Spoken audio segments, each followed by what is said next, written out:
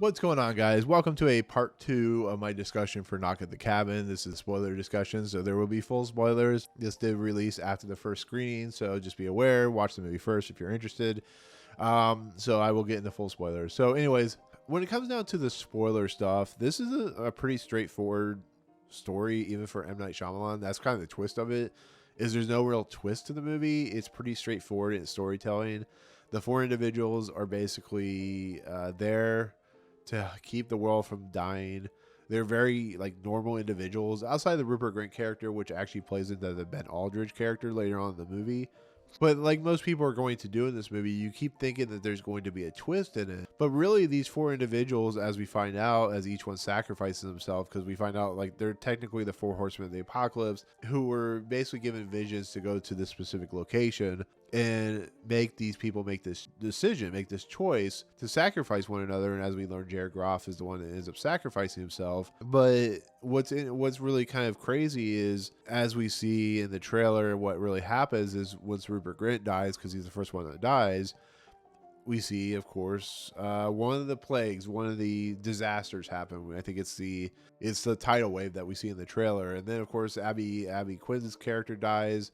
And then we see a plague of pandemic proportions. And then, of course, the Amuka-Bird character dies. And, of course, that causes planes to fall out of the sky. And then it eventually leads to David Bautista killing himself. And that causes... The only thing I had a problem with is the simple fact that once they said no to David Bautista and he kills himself, they allow them to give him a few more minutes to decide if they're going to kill one another or one of them is going to make a sacrifice. And I thought it would have been much more interesting to just see the world end, to be fairly honest. I think what this movie does, and it does pretty poorly, is the ending to this movie feels kind of like a cop-out, to be fairly honest. It's a little too clean, but it's a very M. Night Shyamalan ending, where the idea that Jared Groff's character, who is the one that gets the concussion, ends up deciding that he's going to sacrifice himself. And they try to play into the movie as the love and sympathy and heart of these two individuals, because you see backstory, which I really feel like M. Night Shyamalan didn't do a very good job of developing very well.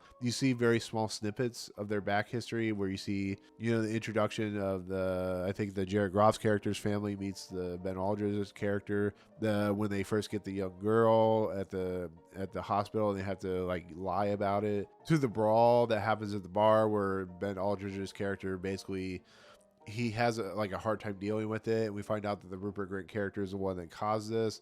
In the process, he is freaking out, but he's buying a gun, and people let him buy a gun and stuff like that. And then of course we see him boxing, and I would have liked that idea and those concepts explored more, and it's really not. It feels very rushed, because M. Night Shyamalan movies are an hour and 40 minutes, so you kind of can't dwell on these things. But I think it would have been a much more interesting thing if you had developed it, if you had caressed it more, if you had given these characters a little more depth to their backstory, because I think that's the most interesting stuff, is why these characters were chosen. They're chosen because, as David Bautista says in the movie, they're very pure, they're very honest, they're very at heart. They, I think it's a little kind of rote and kind of weird. The couple that are chosen are a gay couple, because the whole idea of a gay couple is not the problem. It's the problem of the simple fact that they, as they say in the story, we're always constantly having to defend ourselves, having to deal with ourselves. And that's what the meaning of the movie is having to defend who you are and what you are, and having to decide whether the choices you make and the decisions you make are worth saving, and who is worth saving, and what is worth saving. That's why Ben Aldridge's character and Jared Groff's character are so at odds with one another when it comes to the decisions makings of the who dies, who lives. What does that mean? What does this mean? And I think it plays out as you see the movie move along. It's what the problem a lot of people are going to have with this movie is just the simple nature of the expansion of these four apocalypse horsemen characters, who are basically showing these two individuals kind of what they're sacrificing, what they're giving up, what is somebody going to give up. Because you start hearing stories about what these 3 or 4 individuals that are coming there, what their lives are like.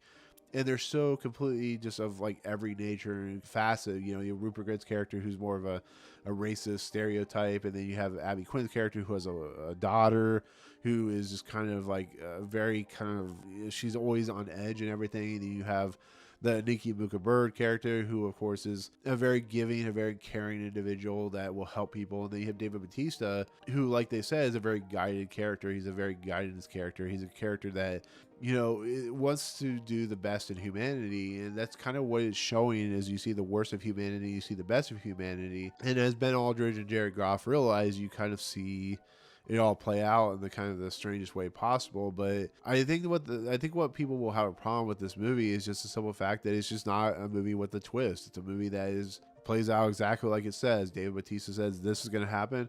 That's what happens. And as we get to the end of this movie, it leads to what you think is going to happen. Apparently the book doesn't end like that, but this is, you know, Jared Goff basically kills himself, or not kills himself, but he sacrifices himself, and the Ben Aldridge character and the young girl basically go off, and that's the end of the movie. And a lot of people don't like that. People want a twist. People want to think something happens. And it would have been kind of cool if it was like Jared Goff's last memory, his last concepts and ideas and stuff like that, and that's what he was remembering. That's the flashback stuff. But it doesn't play out like that, which could be a problem for some people. And I like the idea that this film is set in a cabin. It's set in the middle of nowhere, so a lot of these things could be faked. It could be a video recording of something or something like that. You never know. All you hear is like the wind or something like that, which M. Night Shyamalan is apparently like very addicted to the wind in his movies. I don't know, but you don't really start to see anything until you see like a plane falling out of the sky in the cabin, or, you know, lightning hitting the trees and stuff like that. You just don't really know if anything's like truth or not. And we find out everything David Bautista's character said was the truth. And that does kind of suck, because, you know, these four individuals were like, we're trying to tell you, but then they have to sacrifice themselves to prove the point. And in the end, that's kind of where the movie lies. And like I said, it's not a perfect movie. It's not going to be M. Night Shyamalan's best, but I do think it definitely tries, and definitely mostly succeeds at being a very interesting taut thriller with some really important messages about, you know, like I said earlier, just the concepts of like what we hold dear in our life, what we value. Do we value ourselves over the whole? Were we really willing to sacrifice ourselves over the whole? Where do we put ourselves in the perspective of humanity? And that is a very M. Night Shyamalan thing, because if you think about it, if you look at the Sixth Sense or Unbreakable or Signs, or, you know, any of his other movies, even though they're really bad movies, there's always a humanistic approach to it, where it's like, where does the human psychology, where does the human emotion, where does everything about our lives lie when confronted with a very like insane scenario, or just something that just would, you know, be very difficult to predict or very difficult to comprehend.